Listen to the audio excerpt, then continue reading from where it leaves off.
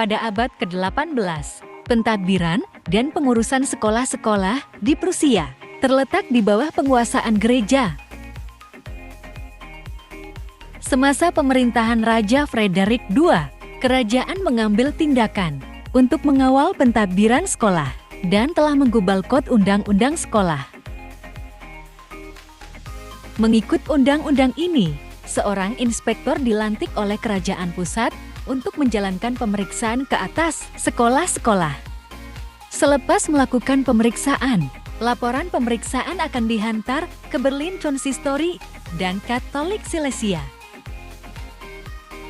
Pada akhir abad ke-18, lembaga sekolah Oberschulkollegium ditubuhkan untuk melaksanakan kawalan pusat terhadap sekolah-sekolah menengah dan sekolah tinggi di Prusia. Pada abad ke-19, sistem pendidikan Jerman berada di bawah kawalan dan penguasaan Jerman sepenuhnya. Segala hal ehwal yang berkaitan dengan pendidikan terletak di bawah Menteri Pendidikan. Menteri Pendidikan mendapat bantuan daripada lembaga pengelola sekolah yang ditubuhkan di peringkat wilayah, regensi, dan daerah. Kerajaan pusat secara langsung atau tidak langsung akan mengawal segala dasar yang berhubung kait dengan pengurusan sekolah bagi memudahkan kawalan kerajaan pusat terhadap institusi pendidikan. Jabatan Pendidikan Awam telah ditubuhkan pada tahun 1809. Kerajaan pusat menetapkan mata pelajaran serta buku-buku yang digunakan oleh pelajar-pelajar di sekolah. Di samping itu, kerajaan pusat juga memainkan peranan dalam pelantikan guru-guru serta penyediaan sekolah. Semasa pemerintahan Raja Frederick II, kanak-kanak yang berumur 5 hingga 14 tahun diwajibkan menerima pendidikan.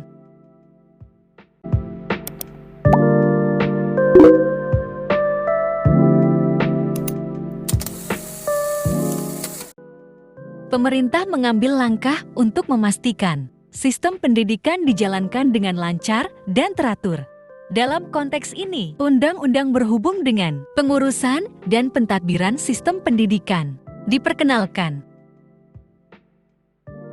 Pada tahun 1713, Raja Frederick William I tahun 1713 sampai tahun 1740 mengisytiharkan Kod Undang-Undang Pendidikan bagi sekolah-sekolah Latin dan sekolah yang dikendalikan oleh golongan mubaligh. Menjelang tahun 1717, Baginda mengeluarkan Advisory Order berhubung dengan pengendalian sekolah-sekolah awam.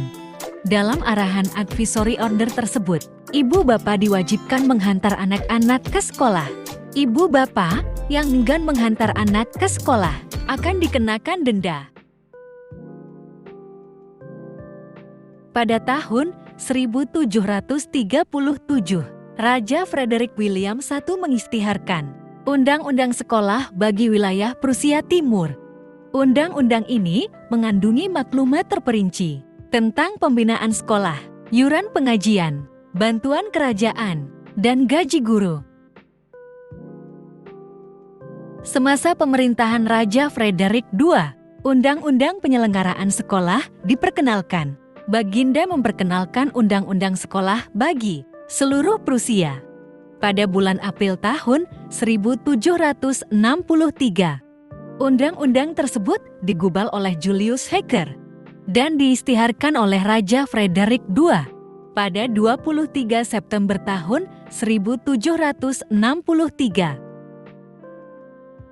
Undang-undang ini dikenali sebagai Generalenschuler Reglement dalam kurungan peraturan sekolah-sekolah di kawasan pedalaman, merupakan undang-undang persekolahan yang pertama bagi seluruh Prusia, dan undang-undang ini meletakkan asas bagi pengenalan sistem persekolahan rendah di Prusia.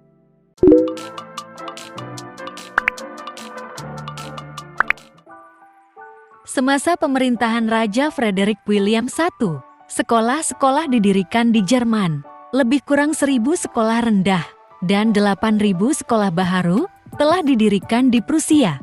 Baginda memperuntukkan sejumlah uang besar bagi tujuan pembinaan bangunan sekolah.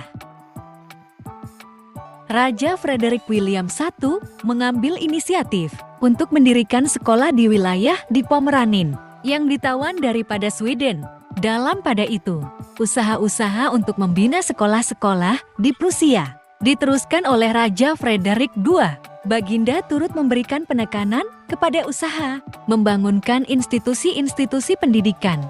Selain membina sekolah-sekolah baharu, Baginda turut menempatkan guru-guru ke sekolah tersebut.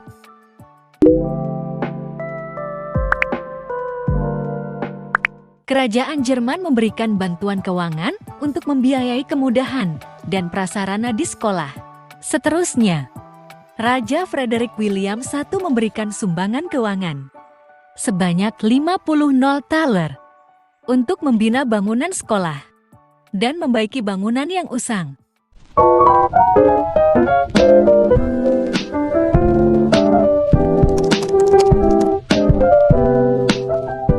Sistem pendidikan yang diamalkan di Jerman pada abad ke-18 dan 19 terdiri daripada beberapa peringkat, yaitu peringkat rendah, peringkat menengah, peringkat teknikal.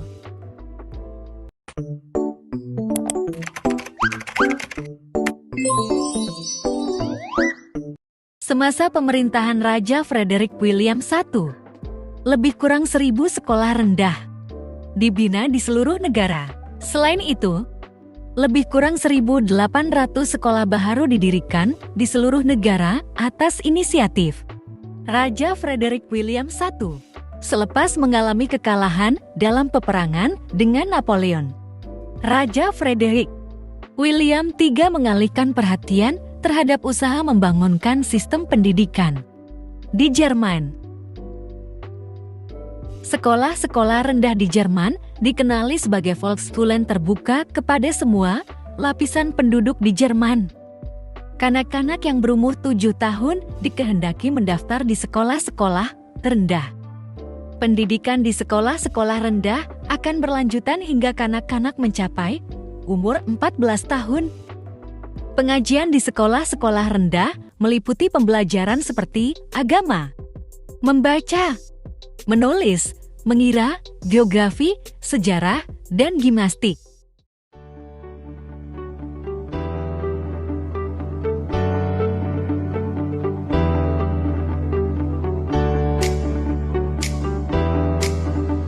Pendidikan menengah. Pendidikan di peringkat menengah terdiri daripada 2 aliran. Sekolah gimnasium, yaitu sediakan pelajar untuk lanjutkan pembelajaran di peringkat university. Sekolah awam, melahirkan pelajar yang menjalani kehidupan seharian dengan teratur. Pendidikan teknikal. Pendidikan teknikal mengutamakan pendidikan dalam bidang teknologi. University. Kerajaan Jerman menekankan penubuhan university dan institusi pengajian tinggi. Pentadbiran sekolah. Langkah diambil untuk wujudkan sistem pentadbiran pusat yang seragam di Prusia. Oke, saya pula akan membentangkan tentang co-curriculum. Co-curriculum ini terbahagi kepada 3, yaitu co-curriculum di peringkat sekolah rendah, sekolah menengah, dan di peringkat university.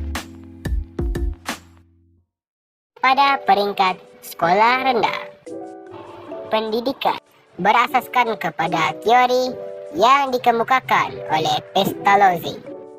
Dalam konteks ini, penekanan diberikan kepada perkembangan mental kanak-kanak dan latihan menggunakan deria.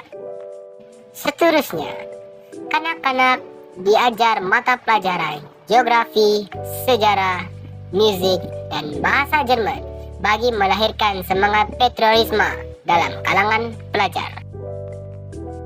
Kemahiran dalam musik dapat membantu pelajar-pelajar apabila mengambil bagian dalam pertandingan lagu-lagu patriotik. Selain itu, penekanan juga diberikan kepada mata pelajaran lukisan, matematik, dan latihan jasmani. Pelajar-pelajar juga mempelajari mata pelajaran agama, terutamanya tentang nilai-nilai moral, hormat menghormati, dan rendah diri. Oke, seterusnya kita pergi kepada co-curriculum sekolah menengah. Menjelang tahun 1816, langkah-langkah telah diambil untuk menyeragamkan pembelajaran di sekolah-sekolah menengah. Antara mata pelajaran di sekolah-sekolah tersebut ialah bahasa Latin, bahasa Greek, bahasa Jerman, matematik, sejarah, geografi, agama, dan sains. Selepas tahun 1837, penekanan ini diberikan kepada pengajian mata pelajaran kemanusiaan ataupun humanisme. Oke, sekarang kita pergi ke co-curriculum peringkat universiti. Pengajian di peringkat universiti menekankan pengkhususan dalam pelbagai lapangan ilmu pengetahuan. Universiti Berlin merupakan universiti yang tersohor di Jerman yang menjalankan pengkhususan dalam pelbagai cabang ilmu pengetahuan. Kajian dan penyelidikan dijalankan dalam bidang filologi, Egyptologi, sejarah, falsafah, psikologi, undang-undang, anatomi, zoologi, kimia, dan fisik. Baiklah, kita selesai dalam co-curriculum. Sekarang kita masuk kepada tenaga pengajar. Menjelang abad ke-18, guru-guru mempunyai kedudukan yang rendah dalam masyarakat Jerman. Malah, bilangan guru yang berkhidmat di luar bandar dan kawasan pedalaman amat kurang. Selain itu, golongan seperti tukang kasut, tukang jahit, pengawal keselamatan, dan gembala diberikan latihan untuk mendidik kanak-kanak. Semasa pemerintahan Raja Frederick William pertama, seorang Pesuruhjaya telah dilantik bagi menangani masalah kekurangan guru. Pada tahun 1722, Baginda mengambil langkah untuk membekal tenaga pengajar terlatih bagi mengajar di kawasan luar bandar. Semasa pemerintahan Raja Frederick kedua, guru-guru yang berwibawa direkrut untuk berkhidmat di sekolah-sekolah. Kod undang-undang yang digubal semasa pemerintahan Raja Frederick kedua mengandungi maklumat tentang syarat-syarat pemilihan dan kelayakan guru. Undang-undang tersebut menyatakan bahawa guru-guru tidak mempunyai kebolehan akan dipecat daripada jawatan. Latihan pengurusan 1738. Johann Julius Heckler telah menganjurkan seminar bagi guru-guru di Prusia untuk melatih pelajar aliran teologi menjadi guru di sekolah Latin pada tahun 1747. Johann Julius Heckler menubuhkan pusat latihan guru yang dikenali sebagai Lehrer Seminar di Berlin dengan bantuan dana dari Raja Frederick II. Dengan ini, 6 institusi dikategorikan sebagai sekolah latihan guru berdasarkan Kod Silesia tahun 1765. Selepas Prusia, pusat latihan guru telah ditubuhkan di wilayah Jerman lain seperti Austria, Sakse Weimar, dan Saksong. Kerada pengajaran dan pembelajaran. Pada tahun 1808, Jabatan Pendidikan Awam ditubuhkan bagi mengendalikan hal ehwal pendidikan di Jerman. Dalam hal ini, guru dihantar ke Switzerland untuk mempelajari idea dan kada pengajaran dan pembelajaran yang dianjurkan oleh Pestalozzi. Pada tahun 1809, Charles August Schiller dijemput untuk mengendalikan bengkel kadah PDP untuk guru. Dalam hal ini, Pengetua Pusat Latihan Saksoni yaitu Gustavus Friedrich Dinter dilantik sebagai Pesuruhjaya Pendidikan bagi wilayah Timur Prusia.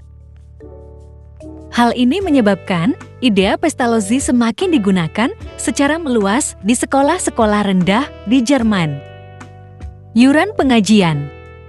Semasa Raja Frederick I pada abad ke-18 semua pelajar dikehendaki membayar yuran persekolahan. Selain itu, pelajar yang miskin pula akan mendapat bantuan dari tabung kebajikan kanak-kanak miskin.